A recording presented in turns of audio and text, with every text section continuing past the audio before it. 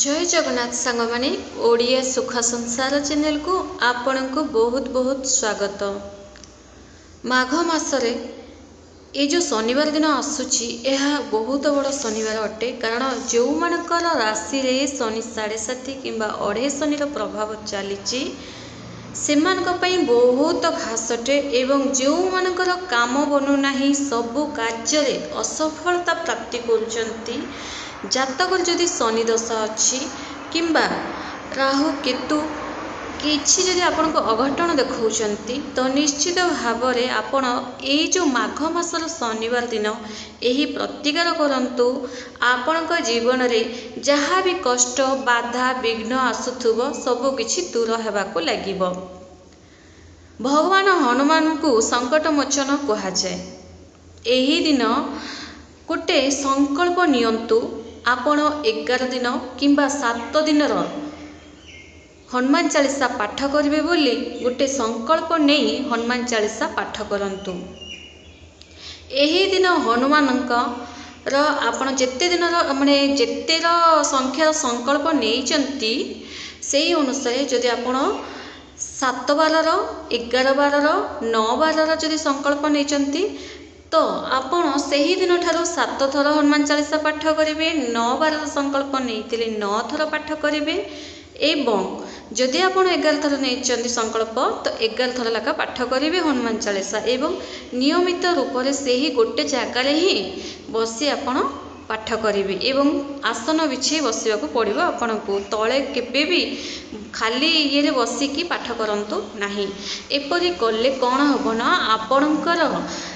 जहाँ मनस्कामना थी ताहा पूरण हेब। ये शनिवार दिन एवं मंगलवार दिन हनुमानकर बहुत प्रिय दिन अटे, पूजा दिन अटे हनुमानकर। एवं जो मानकर चली शनि 7.5 प्रभाव से माने जदि हनुमान शरण रे आसंती कौन सी प्रकार असुविधा हेब नहीं किंबा शनि 7.5 कौन नेगेटिव प्रभाव पड़ो नहीं। एवं देखो हनुमान को विजयर देवता कहा जाए। हनुमान भगवान केबे भी हार मानती नहीं, सफलता ही मिली था एवं जययुक्त हुंती। जो माने हनुमान चालीसा पाठ करती नियमित रूप से तांको जदि कहीं गुणी गारेड़ी कर देछंती किंबा तांकर कार्य असफलता माने प्राप्ति करुचंती किछि नेगेटिव थॉट्स जदि मन रे बारंबार चलुची किछि गुप्त इच्छा जहाँ कि आपण निज घर लोक मान को कहि पारनांती आपण चाहूचंती से इच्छाटा पूर्ण हो तो निश्चित भाव में भगवान हनुमान से ही इच्छाटा पूर्ण करेंगे। किछि गुप्त इच्छा रखी मध्य आपण एपरि संकल्प नहीं पारंती एही शनिवार दिन ठारू। जातक मंगल दोष थिले मध्य ताहा कटिबाकू लागिबो, पितृदोष थिले मध्य कटिबाकू लागिबो। केबे ना जेबे आपण हनुमान चालीसा पाठ करेंगे। बहु जन हनुमान चालीसा पाठ करती किंतु गोटे से माने कौन पाठ करती कौन नहीं निजे मध्य जानतीनी, एमिति ही गाई चलती नुहे सेमिति टोटाली करंतु नहीं। गोटे बहीटे हनुमान चालीसा बहीटे धरिकी गोटे जगार कमला रंगर आसन बिछाई आपण बसी यही पाठ करंतु। कारण हनुमान चालीसा बहु जनकर पार्टी ही थाए ता बोली माने एमिति गाई देवी बोली भावंतुनी सेटा करबा भूल अटे। एवं सेमिति करिले आपणकर इच्छाटा पूर्ण हेब नाही। कारण चला बुला समय ध्यान हुएनी ठाकुर प्रति एते ध्यान जाएनी, अन्य मनस्क हो जाए। जदि आपण बही धरिकी अर्थात हनुमान चालीसा बही धरिकी जदि पाठ करेंगे आपण ध्यान ठाकुर आड़क निहाती जीव। एवं ठाकुर को जदि आपण भक्ति प्रेम स्नेह देखेबे से आपणकर डाकरा निश्चय शुणिबे। एवं जदि आपण को रोग घारी रोची बहुत सारा ट्रीटमेंट कर सारी किंतु मेडिसिन भी खाऊचंती रोग छाड़ू नाही, 2 मास 3 मास रोग छाड़ुची पुणी रोग धरुची, आपण हताश होती खर्च करी तो निश्चित भाव में आपण 100 लेखा हनुमान चालीसा पाठ करंतु आपणकर रोग मध्य समाप्त हेब। 100 थर लेखा पाठ करवा कष्टकर होता है किंतु जदि आपण जदि गोटे शनिवार एमती नियम मानिक जदि करेंगे शनिवार मंगलवार मत 100 थर पाठ करार अच्छी क्यों पर्यंत जो पर्यंत आपणकर रोग समाप्त न हुए। एवं यह पाठ करने द्वारा केवल आपण रोग समाप्त हेब बोली नहीं, किछि माने जोटा कि एमिति गोटे इच्छा अच्छी कहीं राजी होना कामटा बनूना 10-12 वर्ष हो गला कामटा पेंडिंग अच्छी आपण निजे चमत्कार देखा पाइबे धीरे धीरे आपणकर सबू काम बनवा लगे आपणकर जोड़ा कि आप भूली भी जाइए से कम बनवा लगे माने आपण जब हनुमान चालीसा पाठ करने को लगे आपणकर गोटे आड़ू सबू काम बनवा लगे पूरा लाइफटा ही आपणकर सेटल होगा लगे जदि आपण घरे कहीं माने देह भल ना रोगरे पीड़ित अच्छा तो तांकों आपण करिपारंती हनुमान चालीसा पाठ करने द्वारा यार बहुत महत्व थाए जी पाठ कर सी ही जानी कहीं गुणी गारेड़ी करें ना से माने पाठ करें भितर एमितिया शक्ति जागृत हुए जहाँ चाही था प्राप्ति करी तेणु हनुमान चालीसा बहुत ही पावरफुल अटे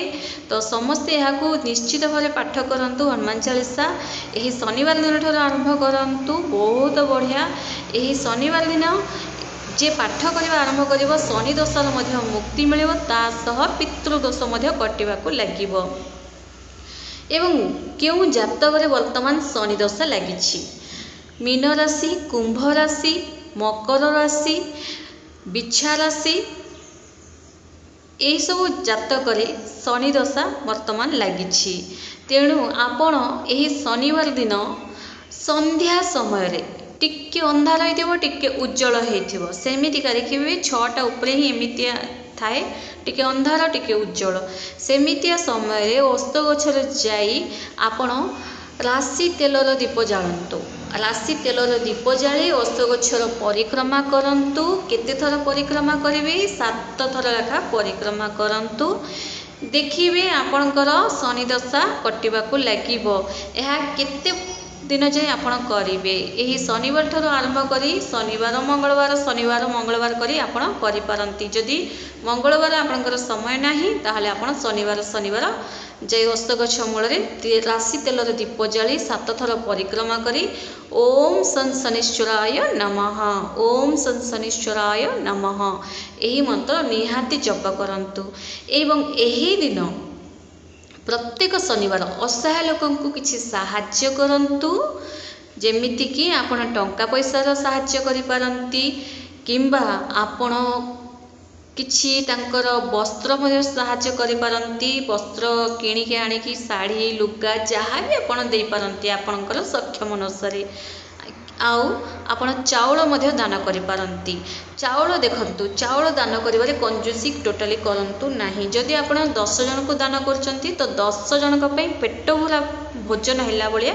चाउल आपण दान करबा को पड़िबो केवल नाम को मात्र चाउल दान करदेले हुए नाही एवं सबु तो आपण करेंगे किंतु यही दिन गोटे इम्पोर्टाट काम आपण को निहाती करने को पड़ो तेबे जे आपण सबु ग्रह मानकर कृपा बरसिब कारण शनिवार दिन एमती गोटे दिन अटे ग्रह शांत करिवार दिन अटे जदि